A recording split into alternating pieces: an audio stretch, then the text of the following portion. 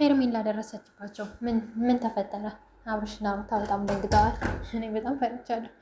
ብዙዎቻችሁ ደግሞ ይህ ነገር ድራማ ይመስለናል፣ ድራማ ሊሆን ይችላል ምናምን እያላችሁ ኮሜንት እያየውኝ ነበርና እኔም አሁን ላይ ፈርቻለሁ። ይሄ ነገር ድራማ ነው በቃ። ከሁሉም ደግሞ የአብርሽ እህት ያለችበት ትልቅ እህቱ የተሳተፈችበት ነገር በጭራሽ እውነት ሊሆን አይችልም፣ ድራማ ነው በቃ። በዛ መጨረሻ እንግዲህ አብርሽ ከሆስፒታል ወጥቶ በሩታ ቤት ያው ዘና ብሎ ታውቃላችሁ። ኤፋ ድሮም ጀምሮ ከሩት ጎን ነው። ሄርሜላ ከህይወቱ እንድትወጣ የማያረገውና ያላረገው ጥረት የለም፣ ተሳክቶለታል። እዚህ ጋር ልናመሰግነው የሚገባ ሰው ቢኖር ኤፋ ነው። እውነቴን ነው የምላችሁ፣ መቼም ከሩት ጎን ያልተለየ።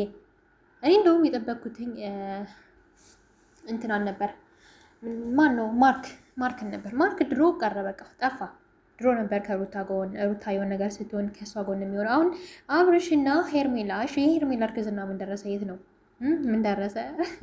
እኔ በጣም ግራ ገብቶኛል። እንዴ እርግዝናው እንዴ በጊዜ ሂደት እኮ ነገሮች ወዷ እየገፋ ምናምን መምጣት ነበረበት። ታስታውሳላችሁ? የሆነ ታይም ሩት አርግዣለሁ ብላ ነበር፣ ግን ምንም ያየነው ነገር የለም። እንደውም ሩት ይበልጥ እያማረባት ሽንቅጥቅጥ እያለች ምናምን ነው የመጣችሁ። አሁንም ሄርሜላ ምንድን ነው? እነኚህ ሰዎች ፕራንክ እያደረጉን ነው። እመኒ ፕራንክ ነው በቃ። ሀላስ አትጨናነቁ፣ አትናደዱ። እኔ እንደዛ ነው የሚመስለኝ። እስኪ እናንተንም ሀሳብና ግምት አሳውቁኝ።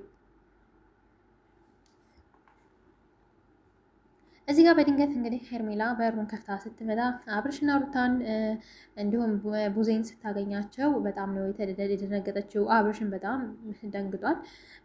እንጃ ምን ይፈጠር ይሆን? ከዚህ በላይ ሄርሜላ የምትታገስና ትግስቷ ያለቀ ይመስለኛል። እንደዛ ሆስፒታል ላይ ሩት መንጭቅጭቅ ስታደርጋትኝ ታግሳ ነገሮች ያልፋሉ ብላ አብርሽን ስለምትወድ ስትስመው ሁሉ ዘርባ ወደዛ እርቀትሽን ጠብቀሽ ተቀምጭ ምናምን ስትላት ሄርሜላ የእውነት ግን አብርሽን ትወደዋለች። ለምን ታውቃላችሁ? በዚህ ልክ ባትወደው ሩት እንደዚህ የሆነችባትኝ አብርሽ ጋር እንደዛ አሞት ሆስፒታል ሩታ ከፍ ዝቅ እያረገቻት አንገቷን ደፍታ ዝም ባላለች አብርሽን ስለምትወደው ነው በቃ። እዚህ ጋር ግን ትልቅ ችግር እየተፈጠረ ያለው አብርሽ ለምን መወሰን አይችልም? ለምን አብርሽ አይወሰንም? ከሁለታቸው አንደኛቸው ለምን አይመርጥም? እንዴ ተቸገርን እኮ እኛም አስተያየት ለመስጠት ተቸገርን። ከማንኛቸውን ከሩት ሆን ስንል እዚህ ጋር ደግሞ ሄርሜላ ሌላ ታሪክ ትፈጥራለች። አሁን በቃ ምናምን ብለን ኮሜንታተሮችም እንዳለ ሩት ጋር ታጋቧቸዋላችሁ ምናምን፣ ነገ ደግሞ ትገለበጡና ሄርሜላ ጋር እኛ ተጨነቅን እኮ። ምን ይሻላል ሀባይብ? አንዱን ለዩልን እንጂ ይሄ ሁሉ የሚያደርገው ማነው? አብርሽ ነው። አብርሽ ነው ሁሉ ስራ የሚሰራን። እና እስኪ እናንተ የተሰማችሁን ሀሳብ አስተያየት ጻፉልኝ። ሰሞኑን ትንሽ ጠፋ ብያለሁኝ፣ አበረታቱኝ። ላይክ ሸር ምናምን ያደረጋችሁ ከጎን የሆኑ ትንሽ ጠፋ ብያለሁ ሰሞኑን። ከዚህ በኋላ አልጠፋም። ከአዳዲስ ነገሮችን ወደ እናንተ ይዤላችሁ መጣ